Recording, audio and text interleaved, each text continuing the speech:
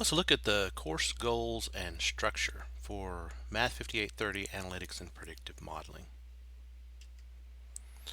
So our first goal is to explore what it means for a data set to be complex.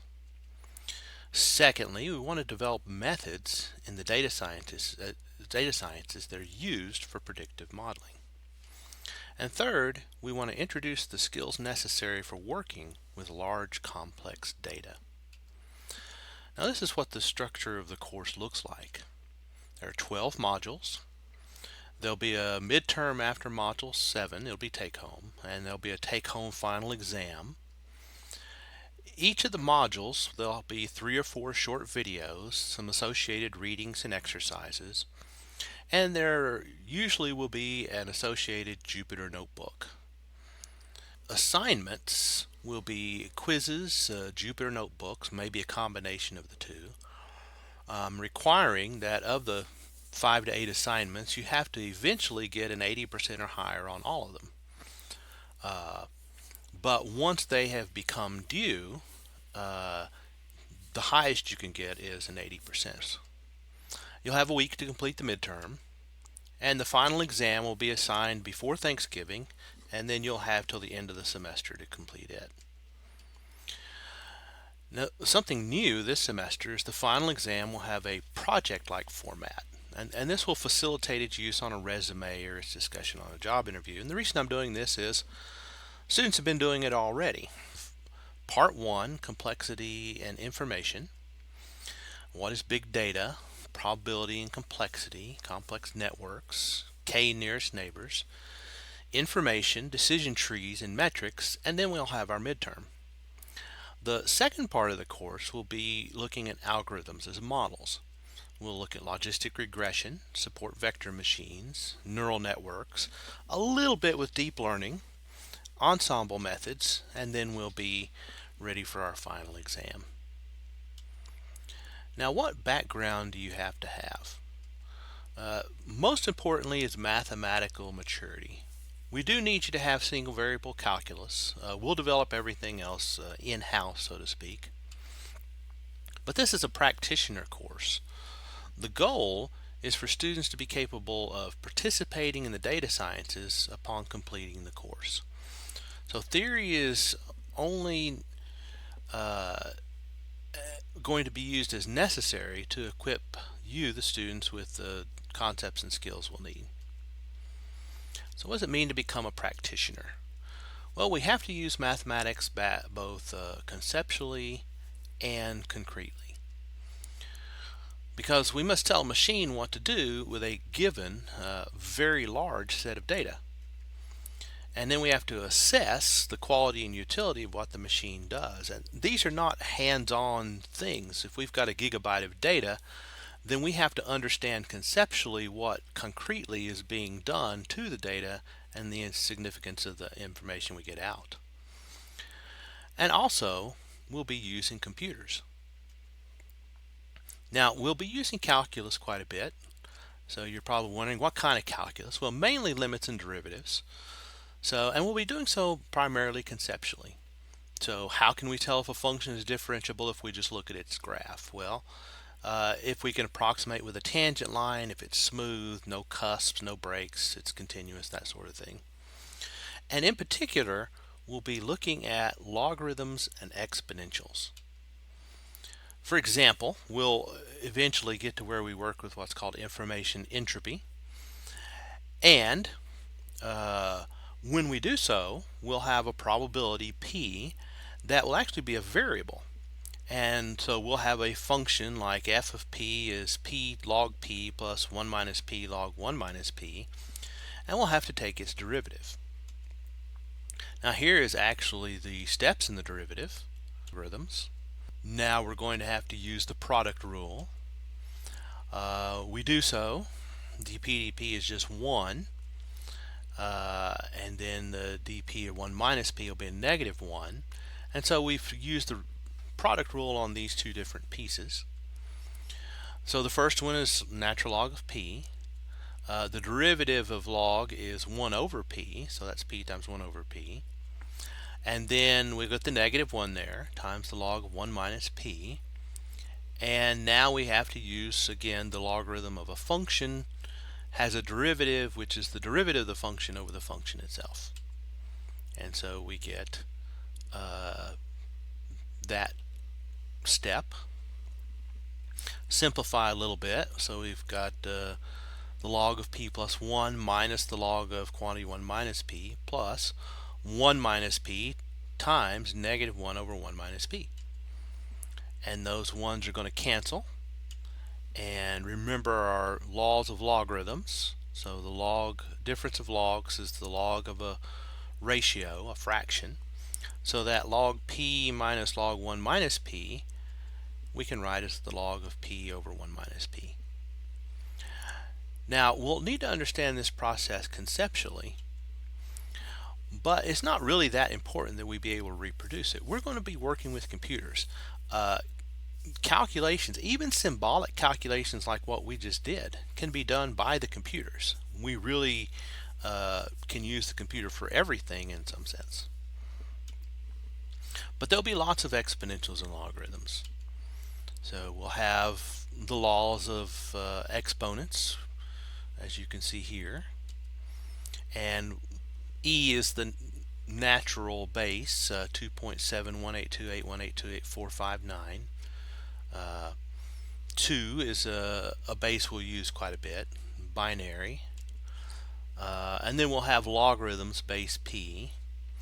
And we'll actually introduce these things again in the course, so you won't be hit cold with the exponentials and logarithms. But we will use them quite often. So for instance, if we needed to simplify this expression, then we could multiply the top and the bottom by an e to the negative x over 2. And now we just combine using the laws of exponents, and we get a 1 over 1 plus e to the negative x. Same thing, taking a derivative is the same now as taking derivative of 1 over 1 plus e to the negative x, because we simplified in the previous step.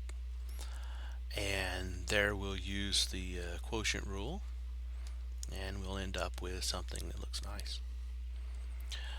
Now, we'll develop mathematics in the course itself as well.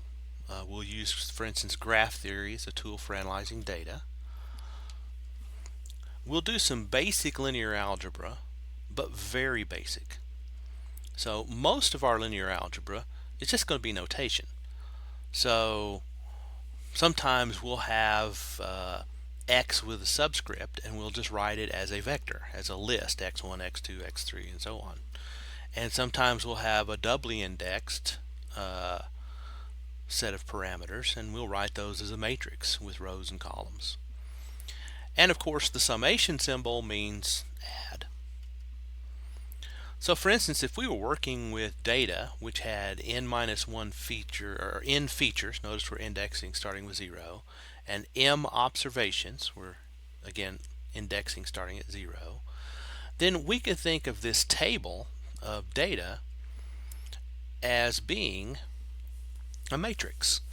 So an array in which dij is the value of feature j for observation I.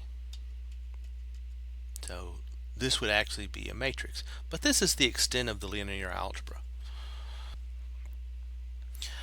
We'll also use dot products. So if I've got two vectors, two lists of things, of features, their dot product is the sum of their individual products, a1b1 plus a2b2 plus dot dot dot up to a and bn.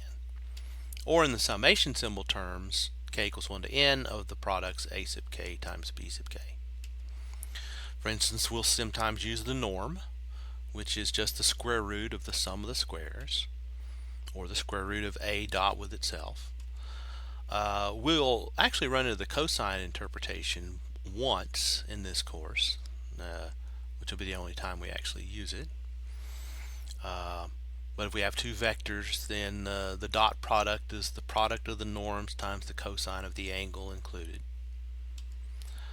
We'll also see some equations of lines and planes. But otherwise, there won't be much in the way of linear algebra. So you might ask, well, why not? Well, that's a good question. You might expect large data sets will require lots of linear algebra. So first off, we're going to use networks in graph theory. And sometimes networks in graph theory, and often in our case, we can use these to produce the same outcomes as linear algebra. The second is if you know a little data science, some predictive modeling, some algorithms, how to do a little programming, you could get a job. But if all you know is a little linear algebra, it's probably just going to get you in trouble. So there's this idea, for instance, of the condition number of a linear transformation. And if you don't understand the conditioning of a matrix, you could produce results which really have no value, because you could get overfitting, instability, and many other issues without a clear way to deal with them. So our focus is going to be on things that you understand and that you can use without fearing that there's something in the background which is going to rise up to haunt you. So we want to become a good practitioner. We're going to use computers a lot. We're going to use packages written in computer languages, however. But data science really only requires basic programming skills. You really need to understand what you're doing.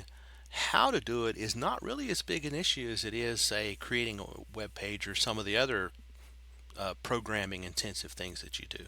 Data science is not a programming intensive thing such as those, at least for an introductory course like this one. So data science is more mathematical than computational. There's more math than there is programming, as you'll find out. So what do you need coming in? The ability to use math and calculus abstractly. Willingness to work with a computer. Now, we'll be giving you notebooks containing programs and explanations of how to use them. So you'll see this in the next video. They're going to be in the computer language Python, which is widely used in the data sciences. We may write some in the language R just so you'll have a little bit of an exposure to R. So you'll have to learn the basics of Python, but you'll be modifying and interacting with these notebooks. So the next video will actually show you what we mean, how to set up an account, how to load and run these Jupyter notebooks. Now, when we say Jupyter Notebook, as you'll see in the next video, it's a format for several different languages, Julia, Python, R, so on and so forth. But the Sage Math Cloud is really all you're going to need. So some of you may be interested in local installs and things later on, and I'll talk about that after the course begins. But right now, if you can do what's in the next video, you'll be fine for the whole semester.